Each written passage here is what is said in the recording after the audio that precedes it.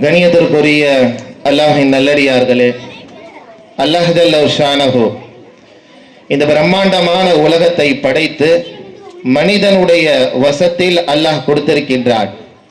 இந்த உலகம் முழுவதும் மனிதனுடைய அதிகாரத்தில் இயங்கக்கூடிய ஒரு அற்புதமான ஒரு வாய்ப்பை அல்லாஹ் கொடுத்திருக்கின்றார். முதல் மனிதன் ஹஜரத் ஆதம் அலைஹிஸ்ஸலாம், அவங்களை அல்லாஹ் ஜல்ல ஷானஹு சொர்க்கத்துல படைத்து மலக்குமார்களுக்கு அல்லாஹ் அறிமுகப்படுத்தினான். மலக்குமார்கள் ஹஜரத் ஆதம் அலைஹிஸ்ஸலாம் அவங்கள பார்த்து வியந்து போனாங்க, ஆச்சரியப்பட்டார்கள். ஆதம் அலைஹிஸ்ஸலாம் அவர்களுடைய உருவத்தை பார்த்தோ அல்லது அவர்களுடைய அழகை பார்த்தோ மலக்குமார்கள் வியக்கவில்லை. ஆதம் அலைஹிஸ்ஸலாம் அவர்களை பார்த்து மலக்குகள் உலகமே வியந்தது. ஏன் அப்படின்னு சொன்னா, அல்லாஹ் திருக்குர்ஆனிலே அற்புதமாக சொல்வான், வஅல்லம ஆதம அஸ்மாஅ குல்லஹா, ஆதம் அலைஹிஸ்ஸலாமுக்கு அனைத்து வஸ்துக்களுடைய பெயர்களையும் அதனுடைய தனித்துவங்களையும் அனைத்தையும் அல்லாஹ் கற்றுக் கொடுத்தான் என்பதாக குர்ஆனிலே அல்லாஹ் சொல்லி தருவான். இந்த வசனத்துடைய விளக்கம் மிக விரிவான ஒரு விளக்கம். இன்னைக்கு உலகத்துல நம்ம பார்க்கலாம், இந்த லைட்டை கண்டுபிடிச்சவங்க யாரு அப்படின்னா எடிசன் அப்படின்னு நம்ம தெரிஞ்சிருக்கிறோம். இப்படி ஒவ்வொரு புதிய கண்டுபிடிப்புகளுக்கு பின்னாடி ஒரு மனிதன் இருக்கிறான் அப்படின்னு நம்ம நினைக்கிறோம். ஆனால் குர்ஆனை ஓதி அதை விளங்கக்கூடியவர்கள் புரிந்து கொள்வார்கள், உலகத்துல எத்தனை கண்டுபிடிப்புகள் வந்தாலும் அதை அல்லாஹ் ஹஜரத் ஆதம் அலைஹிஸ்ஸலாமுக்கு கற்றுக் கொடுத்ததுதான். அவர்களுடைய சந்ததிகள் மூலமாக அல்லாஹ் அதை வெளிப்படுத்துகின்றார். சொர்க்கத்திலே அல்லாஹ் மலக்குமார்கள் வியக்கின்றார்கள், ஆதம் அலைஹிஸ்ஸலாமுக்கு இவ்வளவு அறிவாற்றலா?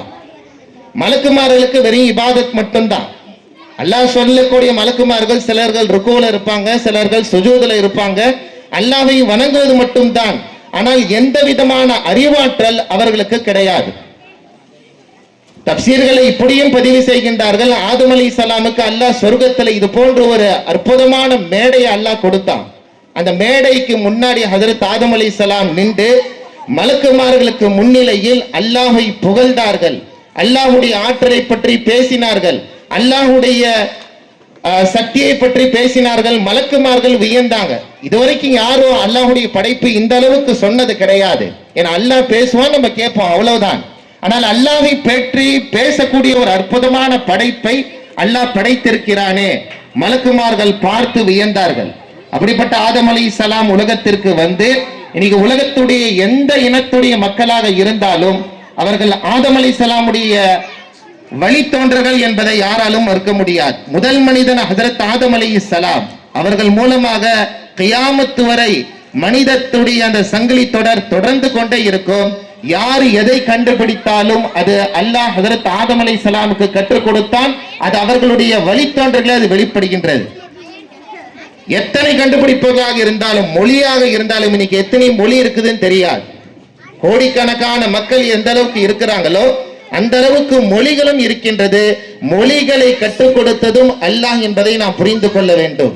எனவே கண்ணியத்திற்குரியவர்களே, இங்க சொல்லக்கூடிய அற்புதமான விஷயம் என்ன அப்படின்னு கேட்டா, ஆதம் அலைஹிஸ்ஸலாம் முதல் மனிதனுக்கு அல்லாஹ் எதை கொடுத்து அழகு பார்த்தா அப்படின்னு சொன்னா, அறிவாற்றலை, கல்வியை கொடுத்து அல்லாஹ் அழகு பார்த்தார்.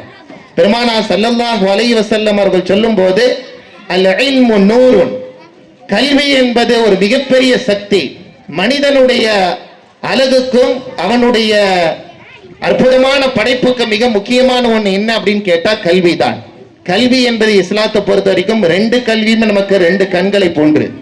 மார்க்கத்துடைய கல்வி சொர்க்கத்துடைய வாழ்க்கைக்கு, கபருடைய வாழ்க்கைக்கு, மஹ்ஷருடைய மைதானத்துடைய வாழ்க்கை சிறப்பாக ஆக வேண்டும் என்று சொன்னால் மார்க்கத்துடைய கல்வி, இந்த உலகத்திலே முஃமினாக முஸ்லிமாக வாழ வேண்டும் அப்படின்னு சொன்னா அதற்கு மார்க்கத்துடைய கல்வி மிக முக்கியமான ஒண்ணு. ஆனால் உலகத்துல சிறப்பா வாழணும் அப்படின்னு நினைச்சா உலகத்துடைய கல்வியும் தேவை. இன்னைக்கு உலகத்துடைய சர்வே நம்ம எடுத்து பார்த்தோம் அப்படின்னு சொன்னா, உலகத்துல முஸ்லிம்கள் மட்டும் சுமார் 180 கோடி மக்கள் தொகை கொண்டவர்களாக இருக்கின்றார்கள். ஆனால் நம்முடைய சகோதரர்களாக இருக்கக்கூடிய கிறிஸ்தவர்கள், யூதவர்கள், கிறிஸ்தவர்களுடைய எண்ணிக்கை பார்க்கின்ற போது உலகத்தில் மட்டும் 200 கோடி கிறிஸ்தவர்கள் மக்கள் வாழ்கின்றார்கள். யூதர்கள் மிக கம்மியாக தான் இருக்கிறார், ஒரு 15 கோடி மட்டும்தான் இருக்கிறார். ஆனால் வேடிக்கை கவலை என்ன தெரியுங்களா, 200 கோடி உள்ள கிறிஸ்தவர்களும் 15 கோடி உள்ள யூதர்களும் படிப்பு அறிவில் சுமார் 90% அவர்கள் வகிக்கின்றார்கள்.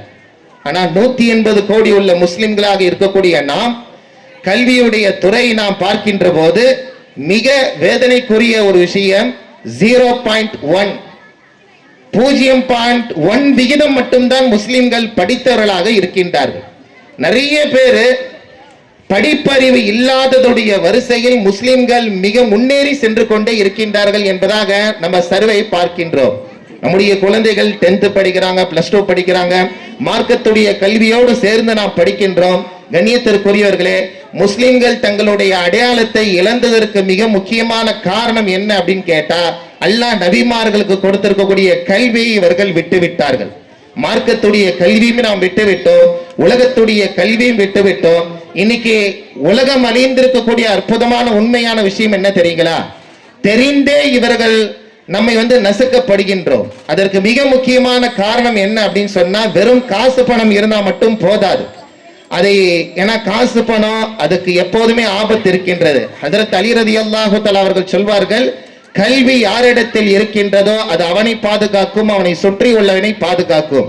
ஆனால் காசு யாரிடத்தில் இருக்கின்றதோ, செல்வம் யாரிடத்தில் இருக்கின்றதோ அவனுக்கும் பாதுகாப்பு இல்லை, அவனை சுற்றி உள்ளவர்களுக்கும் பாதுகாப்பு இல்லை.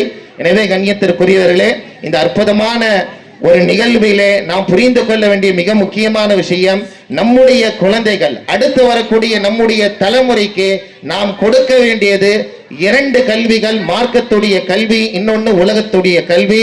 முஸ்லீமாக ஈமானோடு இந்த உலகத்திலிருந்து அவன் பிரிய வேண்டும் என்று சொன்னால் மார்க்கத்துடைய கல்வி மிக அவசியமான ஒன்று. உலகத்தில் அவர்கள் தலை சிறந்த வாழ வேண்டும், இஸ்லாத்திற்கு எந்த விதமான பாதகமான சட்டங்கள் ஏற்றக்கூடாது என்று நாம் ஆசைப்பட்டோம் என்று சொன்னால், நம்முடைய குழந்தைகளை அதிகாரிகளாக, ஒரு மார்க்க பற்றுள்ள அதிகாரிகளாக நாம் மாற்ற வேண்டும். படிக்க வைக்கக்கூடிய ஆரம்ப காலகட்டத்திலிருந்து, அது யூகேஜியா இருக்கட்டும், ப்ரீகேஜியா இருக்கட்டும், இப்ப இருந்தே தூர நோக்கு சிந்தனையோடு நம்முடைய குழந்தைகளை நாம் படிக்க வைக்க வேண்டும்.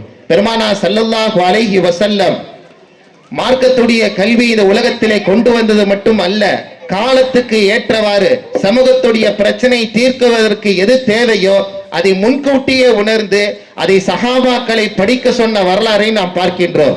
ஹஜ்ரத் ஸைத் பின் சாபித் ரலியல்லாஹு தஆலா பெருமானார் ஸல்லல்லாஹு அலைஹி வஸல்லம் வளர்ப்பு மகன்.